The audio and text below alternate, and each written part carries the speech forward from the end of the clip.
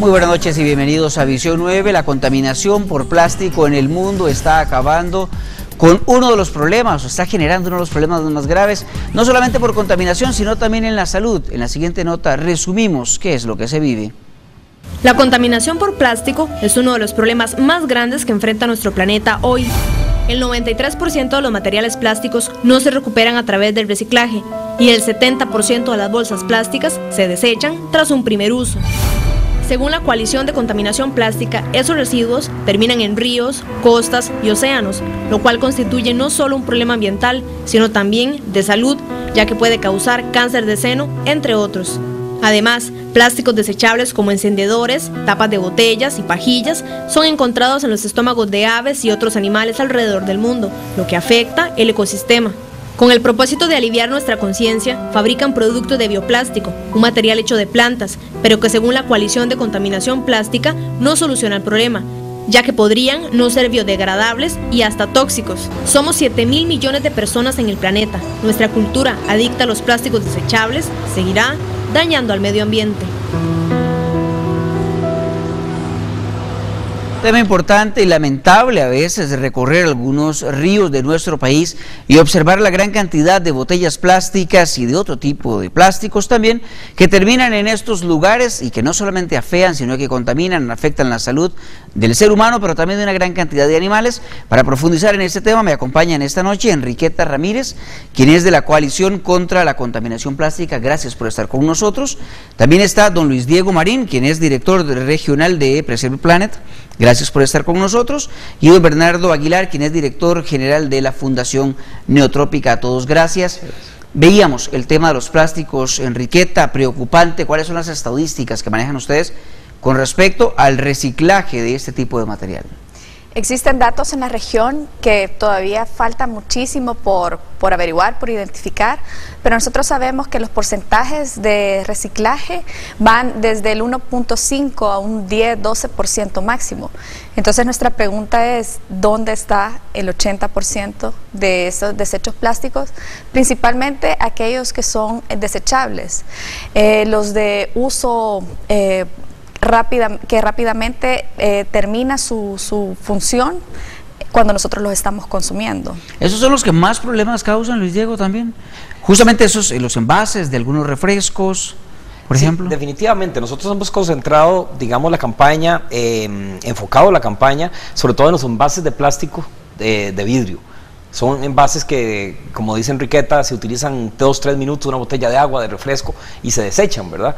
Entonces, ahora nos están enseñando, digamos, a reciclar el plástico, pero lo cual no es del todo cierto en este tipo de envases, ya que estos plásticos, a la hora de llevarlos a un proceso, nunca volverán a convertirse en un envase de plástico igual.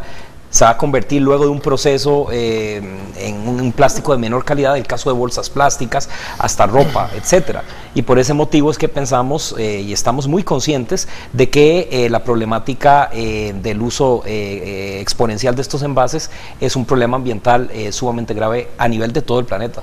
¿Son suficientes las campañas de recolección de plásticos que impulsan algunas empresas en ríos, en playas, o hay que cambiar totalmente la mentalidad en el uso de este tipo de instrumentos? Bueno, el informe del Estado de la Nación a mí me parece que nos da una guía de dónde está la raíz del problema. Costa Rica y otros países de América Central tienen un problema de creciente huella ecológica. La huella ecológica es una métrica que es sumamente útil en cuanto a decirnos, bueno, no solamente esta es la cantidad de nuestro impacto, sino esto es lo que nos queda de espacio. En el caso de Costa Rica comenzamos a ser deudores netos en cuanto a nuestra huella ecológica desde hace algunos años, y hoy en día tenemos un déficit ecológico porque utilizamos más energía y materiales de las que provee nuestro propio país. Eso quiere decir que estamos importando de otros lugares. Parte de la factura de esa importación viene del hecho de que importamos productos que están basados en la producción de petróleo, que no es renovable, que no tenemos en nuestro país, y que aumenta no solamente la dependencia ecológica del país, sino también aumenta pues el problema de financiar esa dependencia ecológica. Entonces, para nosotros el punto es más profundo y tiene que ver con la actitud que tengamos los costarricenses y los centroamericanos hacia el consumo. Enriqueta, ¿cómo cambiar ese consumo cuando vemos que la realidad la plantean ustedes como terrible, ¿verdad? Creo que hemos entrado en un proceso en que la vida tiene que ser práctica, tiene que ser rápida. ¿Por qué tomar un tiempo para lavar si puedes desechar? Es toda esta mentalidad que nos está llevando a este consumo que no hace suficiente, aunque son muy valiosos los esfuerzos por reciclar. Estamos escuchando siempre las 3 R's como algo que se quedó de moda o como parte de un eslogan. Las 3 R's son reducir, reusar y reciclar, pero nos enfocamos muchísimo en reciclar, en limpiar, cuando es más fácil no ensuciar. Entonces debemos retomar, regresar a esas 3 R's, pero en ese orden. Reducir nuestro consumo, reusar o utilizar opciones como lo mencionaba Luis Diego, por ejemplo envases de vidrio que son reutilizables, y luego reciclar. También hablamos mucho de reciclaje cuando los esfuerzos muchas veces se limitan a separar y a clasificar esos desechos sin que las personas sepan realmente cuál es el destino final de esa separación. ¿Qué más se puede hacer? Regresar a los envases aquellos de vidrio. Definitivamente, son varias las cosas, es decir, estamos completamente conscientes de que el público es receptivo ante esta problemática. Lo que pasa es que necesitamos la ayuda sobre todo de los supermercados, porque cuesta, es decir, muchos televidentes en este momento dirán, bueno, yo quisiera traer mi refresco en un envase de vidrio, pero ¿dónde lo consigo? Es decir, se consiguen, lo que pasa es que no en los centros de distribución masiva, en el caso de los supermercados. Entonces habrá otras estrategias que, por cierto, se ha estado manejando muy bien. Ahora en la mayoría de supermercados encontramos bolsas de tela que se reutilizan, ya no tanto la bolsa plástica, de manera que ustedes ven que la gente, un porcentaje de la sociedad, va a hacer sus compras con su bolsita de tela, con la marca ahí del supermercado o lo que sea, pero queremos hacer lo mismo, lograr lo mismo con las botellas. Lo que pasa es que usted en este momento va a cualquier supermercado, lo único que va a encontrar en envase retornable creo que es cerveza, pero el resto de refrescos y cosas no. Entonces tiene que ser una cuestión integral, como quien dice, para que realmente las personas empiecen a bajar su huella ecológica, que como dice Bernardo es bastante grave en nuestro país, y podamos buscar alternativas como el vidrio retornable, pero facilitándole las cosas al consumidor en este caso, que es un mensaje que queremos dar a los distribuidores de los productos, en este caso los supermercados. ¿Debería el consumidor exigir ese tipo de envases también a las empresas que producen los refrescos, por ejemplo? Por supuesto, y hay ejemplos muy buenos de esto. Los países europeos toman medidas para efectos de que sus consumidores, por medio del voto y por medio de campañas, exijan que ciertos productos tengan que venir así. Así, por ejemplo, hay iniciativas en Alemania que requieren que cierto tipo de vehículos solamente sean hechos con materiales que son totalmente reciclables. Y yo creo que de eso se trata de que los costarricenses y los centroamericanos tengamos un proceso de reeducación en el cual aprendamos que para que nuestra calidad de vida aumente, tenemos que manejar factores como el tipo de materiales que utilizamos para efectos de consumir nuestros alimentos. Y sí, me parece que si ahora el Ministerio de Educación ha podido prohibir la comida chatarra en las escuelas, igualmente puede actuar como un facilitador de un proceso en el cual nuestros niños aprendan y exijan a las escuelas que solamente les vendan productos que sean en envases que sean reutilizables. Políticas del Estado, vamos a hablar de eso cuando regresemos, en un tema tan importante como ver qué va a pasar con el plástico y de qué manera reducir la gran contaminación que ocasionan en nuestro país y en toda la región centroamericana. Regresamos.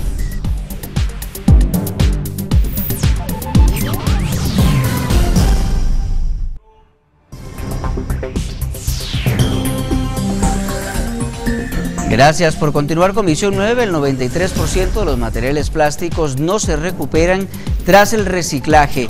El 70% de las bolsas plásticas se desechan tras un primer uso. Esto significa gran cantidad de basura que lamentablemente termina en los ríos, termina en lugares donde no se les da un adecuado tratamiento. Y esto implica también que el Estado, ya hablábamos de qué deben hacer los costarricenses, pero que también el Estado piense, se involucre en el tema y tome algunas medidas políticas, sobre todo. No es solo un tema que tiene que ver con el medio ambiente, es un tema directamente ligado a la salud de cada persona. Todos estamos expuestos a partículas de plástico que ya se han incorporado a las cadenas alimenticias. están en nuestros cuerpos de hombres y de mujeres. Esta toxicidad puede pasar de una madre a su hijo a través del amamantamiento o del cordón umbilical. Entonces, se ha demostrado que también estos tóxicos presentes en plásticos, especialmente desechables, están vinculados al cáncer. Entonces, más allá del río sucio o de la playa sucia, está también de por medio la salud de cada uno de los habitantes, no solo de Centroamérica, sino del mundo, porque es un problema global.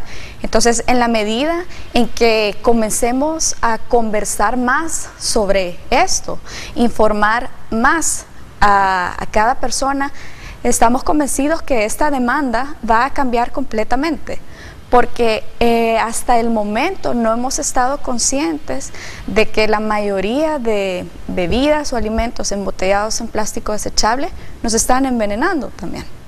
Entonces necesitamos hablar más de esto, que la gente vuelva a conectarse con su consumo, que no sea un consumo mecánico, automático, sino cómo volvemos a tomar conciencia y esa conciencia se convierte en convicciones. ¿Ya se abrió esta discusión en algunos otros países del mundo? Sí, definitivamente. De hecho, sobre todo en Europa, están a la vanguardia en ese sentido. En el caso de Francia, que dentro de todo este proceso para poder fabricar una botella de plástico, se habla del bisfenol A, que está estrechamente relacionado con, por ejemplo, la incidencia del cáncer de mama. Va a haber un momento en que eventualmente el plástico en muchos de los países europeos se va a declarar ilegal, el plástico para envases con bebidas o alimentos. Igualmente en California también se está legislando un poco en lo relacionado a los biberones para los niños, para los más pequeños, porque resulta que el bisfenol A, al ser calentado, digamos en el caso de un microondas, para calentar la leche de un bebé, está con un riesgo latente más de manifestar, entonces de exponer a la persona a este compuesto, de manera que, como dice usted, la parte política no debiéramos quedarnos atrás en el sentido de que en algún momento debemos legislar hacia eso.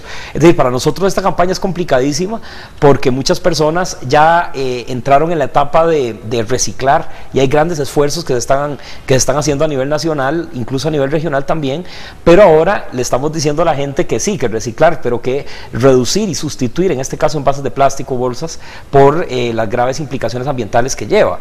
Pero calentar, por ejemplo, en un microondas es algo muy usual en muchas oficinas, en muchos trabajos, cuando la gente lleva su almuerzo en una taza plástica y de inmediato la mete en el microondas. En el microondas. O bien hay gente que dice, no, yo tomo mucha agua, pero reutilizo la botella.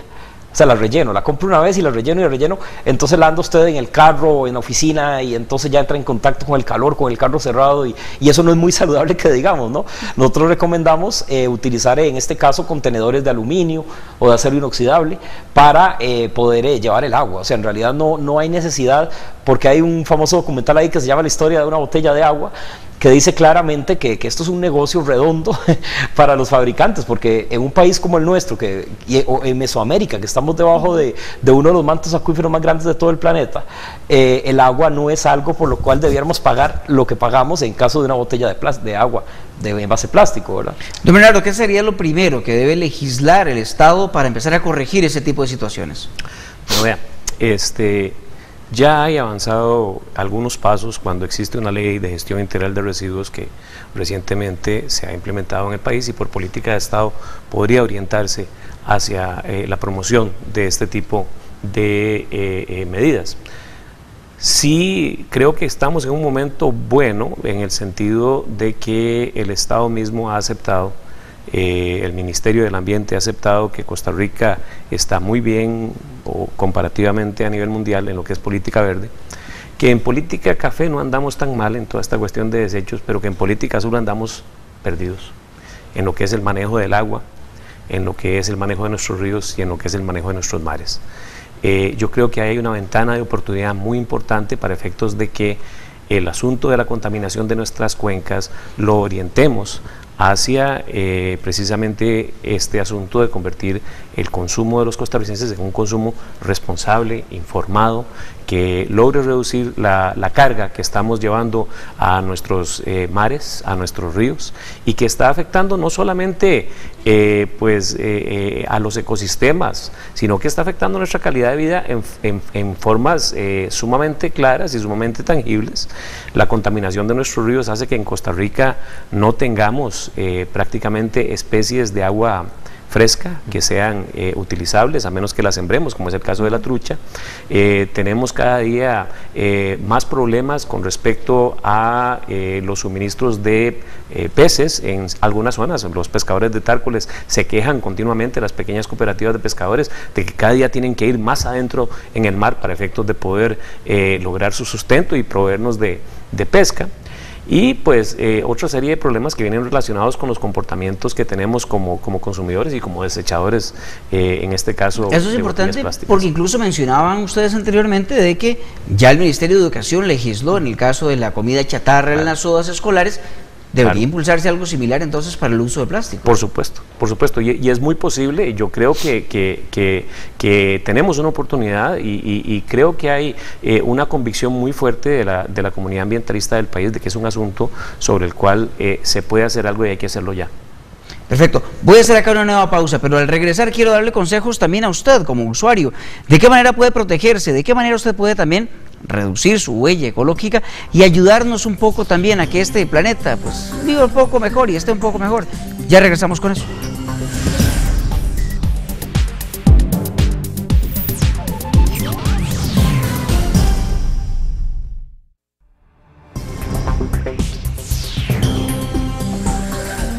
Gracias por continuar con Visión 9. El qué hacer con el plástico es un tema que no debe sonarle a usted lejano, no es algo que debe parecerle extraño, sino que usted también debe desarrollar su propia conciencia para tratar de reducir los niveles de contaminación que estamos viviendo en este momento, sobre todo porque su salud también depende de esto. Y quiero iniciar, Enriqueta, con esto. ¿Qué consejos debemos darle a las personas para que en su casa puedan empezar a controlar esos aspectos de uso de plástico? Creo que el plástico se ha convertido en parte de nuestras vidas, tiene características maravillosas también. Entonces, lo principal es enfocarnos en estar informados y también en todos esos plásticos desechables que podemos sustituir por opciones reusables. Entonces, como lo mencionaba anteriormente, lo más importante es estar informados, conectar nuestro consumo a las consecuencias que trae nuestras elecciones, reducir todo lo que podamos, reutilizando opciones que existen. En el caso de estas botellas existe el vidrio, y luego reciclar, porque sí es muy válido, pero siguiendo este orden lógico, digamos. ¿Es difícil lograr esto cuando todo o casi todo viene en plástico ahora? Bueno, suena como una misión imposible casi, pero en realidad sí se puede. Y realmente, pero como dije al principio del programa, necesitamos el apoyo. En este caso, tenemos el apoyo de la gente. Porque desde que lanzamos la campaña el año pasado, hemos notado obviamente de que las personas perfectamente pueden acoplar su estilo de vida a reutilizar el vidrio retornable, etcétera, pero necesitamos que estas botellas estén disponibles en la mayoría de lugares para que una persona responsable lleve sus 6 botellitas de X refresco y se las traiga de nuevo llenas, porque el vidrio tiene la ventaja de que se puede reutilizar hasta 70 veces esa misma botella, y cuando haya que reciclarlo, ese sí es 100% reciclable, así que la huella es mínima. Entonces ese sería un consejo. Igualmente, no nos dejemos engañar mucho por las campañas, porque se ha hablado últimamente de los bioplásticos y no están bastante lejanas de la realidad. Es decir, cuando usted llega y le digan, esta botella es orgánica, usted se la va a tomar, ese refresco, y eso se llega a deshacer y entra otra vez en el proceso. Eso no es del todo cierto. Es decir, lamentablemente en nuestro país no tenemos todavía un marco jurídico realmente que exija pruebas científicas de X declaración que usted dé, de manera que se aprovechan para poder vendernos esas ideas. Entonces ya usted se va a tomar una botella de bioplástico, entonces dice, bueno, ya esto no es tan malo como una botella que no sea de bioplástico. Igualmente eso complica el proceso del reciclaje porque a la hora de que todas esas botellas están en un contenedor, cuál es de bioplástico y cuál no es de bioplástico, y eso va a afectar mucho el proceso de reutilización, el proceso que va a llevar este plástico ya revuelto. Así que definitivamente tenemos que ser muy conscientes de eso y no complicarnos, y definitivamente reducir y reutilizar, sobre todo son las herbes más valiosas que podemos rescatar de todo esto, ¿verdad? ¿Es válido el consejo a la gente de que quizás, si no tienen otra opción, lo compren en plástico, al momento de llegar a su casa, que lo pasen a otro recipiente de vidrio que sea menos tóxico para ellos también, por ejemplo? Podría ser. Sin embargo, yo creo que las alternativas las tenemos que ver desde una perspectiva un poquito más macro los costarricenses, y tienen que ver con, como le decía yo, asuntos del bienestar de nuestro país que son muy tangibles. Voy a darle un ejemplo. El 12% del Producto Interno Bruto de este país lo genera el turismo. En mi experiencia propia, haciendo talleres en el país, una de las cosas que más me impresionó fue el encontrarme en el invierno pasado con un grupo de turistas que estaban tratando de disfrutar en la playa de Punta Arenas.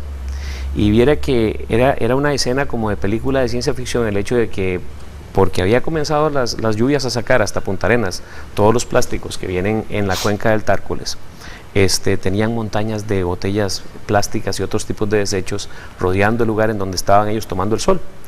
En su angustia, esos turistas comenzaron a recoger el plástico, y era la vergüenza que sentí yo como costarricense.